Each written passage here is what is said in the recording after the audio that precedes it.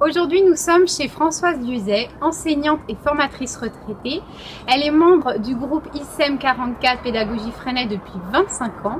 Et aujourd'hui, elle nous parle de l'analyse du langage. C'est quelque chose qu'elle a pratiqué pendant des années dans sa classe. C'est un outil qui aide l'enseignant à comprendre l'élève, comment il fonctionne, comment se développe sa pensée, là où il en est et ce qu'il en comprend.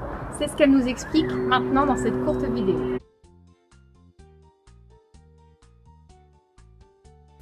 Toute cette importance accordée au langage, elle est accordée parce qu'elle a un vrai objectif d'évaluation des progrès de l'enfant, du développement de sa pensée, et non pas, comme dans le cas de fiches, l'évaluation d'un résultat qui va être produit par un geste le plus souvent, mais qui ne permettra absolument pas de voir ce que l'enfant a vraiment compris, par quel cheminement il est arrivé au résultat qu'il a produit. Ça n'est qu'en écoutant l'enfant parler, y compris en CM, que l'on va comprendre si oui ou non il a véritablement compris, c'est-à-dire s'il a véritablement fait les mises en relation nécessaires pour que la connaissance produite soit correcte.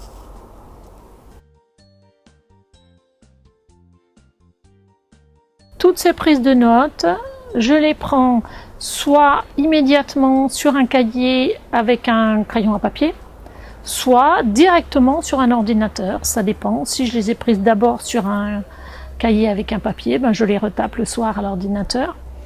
Elles vont donc me servir à analyser où en est l'enfant et comment il fonctionne. Et je vais les transmettre dans les familles par l'intermédiaire du cahier de traces. Le cahier de traces, c'est ce qui permet de voir ce que l'enfant a dit ou fait lui-même. Il ne comporte pas de fiches, mais uniquement des réalisations faites par les enfants. Ce langage est donc une des formes de ces réalisations. En général, je mets sur la même page tout ce qui a été dit dans le mois. Ça comporte en général plusieurs situations, comme par exemple la marchande ou un bilan sur les livres, ou bien les sorties, ou bien la piscine. Enfin bon, ça dépend des situations qui sont évoquées. Cette communication me permet de montrer aux parents comment leur enfant évolue. C'est donc une forme très importante d'évaluation qui permet de voir les progrès, qui permet de voir dans quel domaine l'enfant fait évoluer sa pensée, quelles sont les connaissances disciplinaires qui apparaissent dans les différents domaines. Si c'est en maths, on verra quelles sont les mises en relation qu'il fait au niveau du nombre et du cardinal du nombre. Si c'est au niveau de l'écrit, on va voir comment il parle des différents mots d'un titre, s'il est capable de montrer comment les lettres sont organisées, à quoi ça peut servir, etc. et comment le système de la langue est organisé. C'est donc bien une évaluation constante et qui montre les progrès. Il n'apparaît pas les manques, puisque par nature, ce que l'enfant ne sait pas n'apparaît pas. Donc les parents voient les quantités de mots apparaître et les différentes catégories de mots de la langue utilisées. Les adjectifs ou les adverbes ou les prépositions deviennent plus nombreuses, les modulateurs aussi et les connecteurs encore plus. Alors je ne fais pas apparaître les catégories d'analyse aux parents. Les parents se rendent compte d'eux-mêmes que la quantité de langage augmente et que les mises en relation sont différentes. Je ferai une évaluation traditionnelle qui pourra éventuellement compléter sous forme de grille les connaissances utilisées. Mais très souvent, c'est à partir de ces traces de langage que les parents comprennent vraiment en quoi et comment l'enfant a évolué.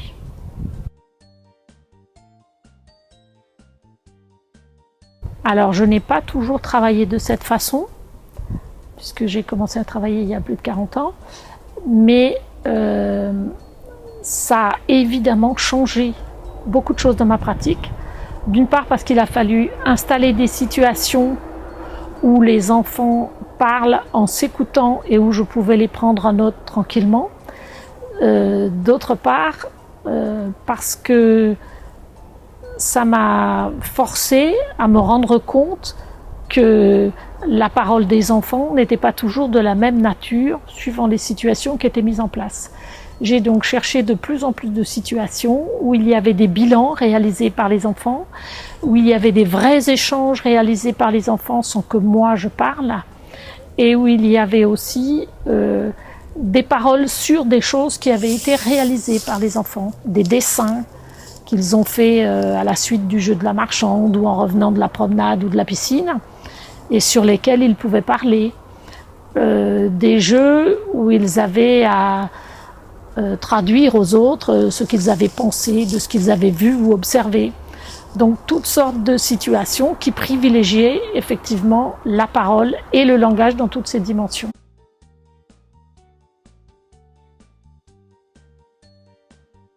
Alors je vais vous parler d'une situation que j'appelle le jeu du matelas, que Cécile a déjà décrit dans son site, qui consiste en fait à ce que deux enfants qui ne se voient pas produisent un message. Donc il y a un enfant sur une table qui possède par exemple 6 petits morceaux de bois de couleurs et de tailles différentes. Il est séparé par un petit matelas d'enfant qui se trouve debout entre les deux tables. Donc il est séparé de l'autre table où se trouve l'autre enfant avec les 6 mêmes petits morceaux de bois. Donc le premier enfant va réaliser sans être vu par le deuxième une construction avec ces morceaux et il va ensuite produire un message de façon à ce que le deuxième enfant puisse réaliser la même construction sans pouvoir voir ce que l'autre a fait. Alors, cette situation permet à l'enfant qui va produire le message d'être obligé d'utiliser tous les éléments de la construction, plus toutes les prépositions ou adverbes reliés aux différentes étapes de la construction. Donc tu prends le petit cube bleu, tu le poses à plat, à côté du grand cube jaune, enfin tous ces éléments demandent à l'enfant d'être précis, d'avoir un vocabulaire mathématique ou un vocabulaire de couleurs assez précis et d'être capable de les ordonner chronologiquement. Le deuxième enfant, lui, va donc avoir pour tâche de comprendre, donc d'entendre ce vocabulaire particulier et d'être capable de le prendre en compte pour reconstruire la construction. Mais il y a un troisième partenaire auquel on ne pense pas souvent, qui est en fait le public. Parce qu'il y a en général soit le reste de la classe, soit un groupe d'enfants qui lui est situé en face des deux enfants et qui donc voit la construction se réaliser au fur et à mesure et qui voit les erreurs ou les réalisations correctes se construire. Donc ce public, il a lui un temps de parole une fois que la construction est réalisée et qu'on a enlevé le matelas pour comparer les deux constructions. Et c'est le public qui va devoir exprimer par un message construit ce qui a fonctionné ou pas et pourquoi. Cette position d'observation et de restitution et des différentes étapes et des différents éléments qui sont mis en ordre ou pas demande de pouvoir relier les causes et les effets dans un temps qu'il va falloir restituer en revenant en arrière. C'est une position complexe et compliquée qui demande effectivement d'être en analyse, en réflexion permanente et de pouvoir relier aussi bien le temps que les événements. Voilà donc par exemple une position particulière qui permettra à l'enseignant qui a pris en note ce que disent ses enfants dans le public de voir si les enfants utilisent les connecteurs ou les modulateurs et si donc ils sont capables de faire des mises en relation et sur quelle base. Alors en maternelle, les enfants de petite section juxtaposent la plupart des informations qu'ils entendent ou qu'ils intériorisent parce qu'ils ne sont pas encore capables de faire vraiment des mises en relation. Ces mises en relation et les comparaisons vont se construire sur la base de la perception de ce qui peut être différent à partir de la moyenne section. Et là, l'enfant va commencer à donner des fonctions, par exemple, aux objets qu'il va construire ou à trouver une raison pour expliquer les choses. C'est en grande section que, par contre, l'enfant va pouvoir aller plus loin et commencer à construire un vrai point de vue parce qu'il va pouvoir retourner le temps d'avant en arrière ou d'arrière en avant, et c'est pour cela qu'il va pouvoir relier les causes et les effets. C'est beaucoup plus rarement réalisé en moyenne section et ça n'est pas possible en petite section. On va voir cela dans le langage parce que l'enfant de grande section va se mettre à utiliser le plus que parfait. Quand l'enfant de grande section utilise le plus que parfait, ça veut dire qu'il est capable de faire des allers-retours avec sa pensée dans les différents temps et que donc il va pouvoir relier véritablement les causes et les effets. Alors évidemment, à partir de l'école primaire, élémentaire, les enfants évoluent de plus en plus et vont pouvoir mettre en relation des choses qui vont être non plus issues de leur vécu immédiat, comme le plus souvent en maternelle, mais des relations abstraites, tout ce qui va relier les codes sociaux dans les maths comme dans l'usage de la langue. Et c'est pour ça que la nature des mots ou la fonction des mots pourra prendre sens, que l'analyse d'une phrase ou l'analyse d'un texte en CM, où là la notion de système commence à être prise en compte, eh bien pourra prendre effectivement une base solide. Tant qu'un enfant de CM ne peut pas avoir construit véritablement un argument, il ne peut pas encore comprendre ce qui peut générer l'organisation d'un texte.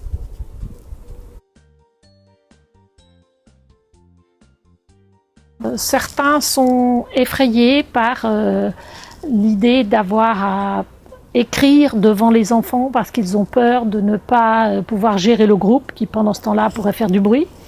Il se trouve qu'en fait c'est l'inverse, c'est-à-dire que quand les enfants ont pris cette habitude, ils savent que je vais les prendre en note et du coup ils sont très respectueux de ce temps-là. Ils en arrivent même à quantifier ce qu'ils ont dit en disant « tiens là tu as écrit beaucoup parce que j'ai parlé beaucoup ». Ils sont donc au contraire beaucoup plus à l'écoute, bon, sachant que ces temps-là ne doivent pas être trop longs, bien sûr, pour ne pas lasser l'attention. D'autres enseignants sont effrayés par l'idée d'avoir à taper le soir sur l'ordinateur et de ne pas avoir le temps de faire de leur préparation. En ce qui me concerne, je considère que ça fait vraiment partie du temps de préparation, puisque c'est une évaluation permanente qui me permet de rebondir. Et enfin, il y en a d'autres, évidemment, qui me disent « Mais qu'est-ce que tu fais avec tout ça ? Moi, je ne saurais pas analyser. » Il y a donc nécessité, effectivement, de former les enseignants sur ce type de pratique et sur ce type d'évaluation. Et je les encourage fortement à au moins essayer un petit peu pour bien voir que ça va ensuite changer leur façon d'entendre et d'écouter les enfants.